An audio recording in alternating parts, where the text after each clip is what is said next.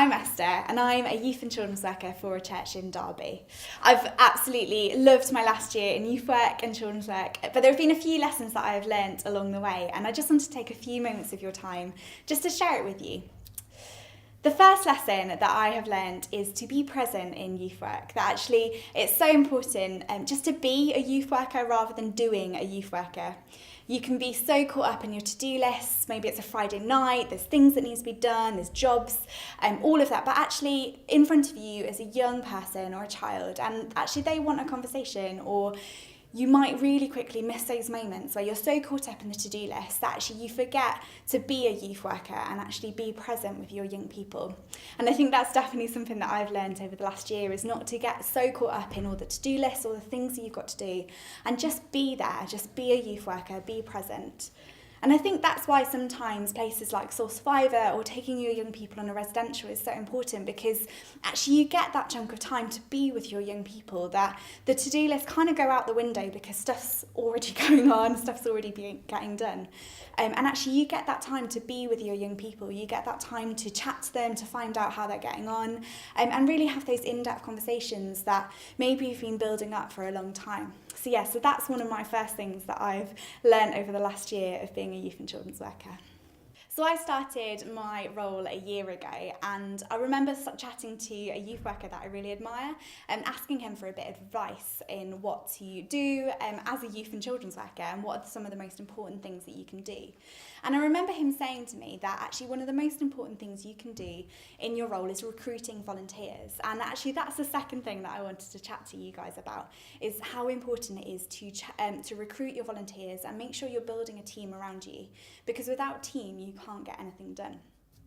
I don't know about you, but I am a fixer, I'm a doer, and when stuff's going wrong I like to jump into the situation and start to fix things myself, or start to do things myself, and it can be really easy for me to just say yes, I'll do that, when actually it's really important that you are finding people around you who can help you with stuff, that having a team is really, really important. It takes a whole load of people to support a child or a young person. There's a famous African proverb, I don't know if you know it, but it says it takes a whole village to raise a child. And it's the same with youth and children's work, that it's not just one youth and children's worker who will help mould and grow a young person, but actually it takes a whole team of people in order for a young person to thrive in a situation, whether that's parents, whether that's grandparents, whether that's youth workers, church leaders, whoever it is. Actually it takes a whole team of people in order to support and grow your young people and children. So that would be my main encouragement, is actually spend time trying to recruit volunteers. I remember that a youth worker that I was talking about saying to me that if you don't spend time looking for your volunteers, asking people, then you won't have volunteers.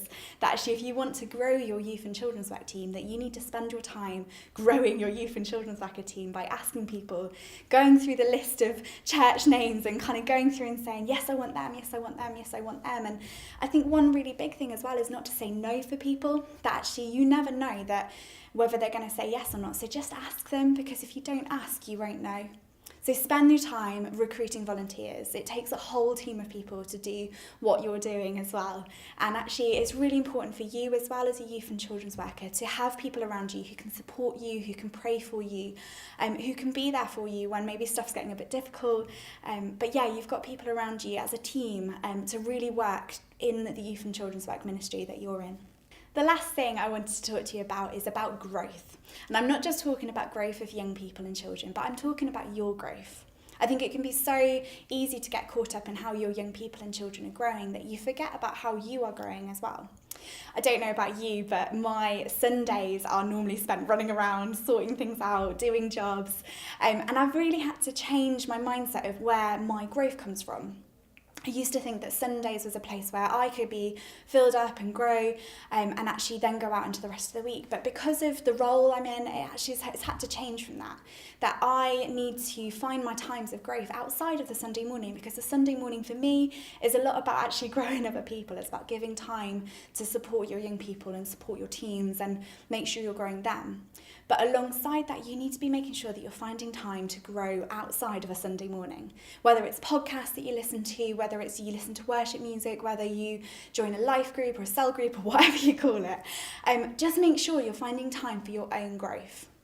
And growth, I think, comes in 3 ways. Spiritually, obviously, we can grow, and that's spending time reading your Bible. I don't know about you, but I often just read my Bible when I'm preparing for a session, but actually we need to be reading our Bibles. We need to be spending the time growing that into ourselves, that we need to be knowing who God is through reading our Bible and praying and spending time with God.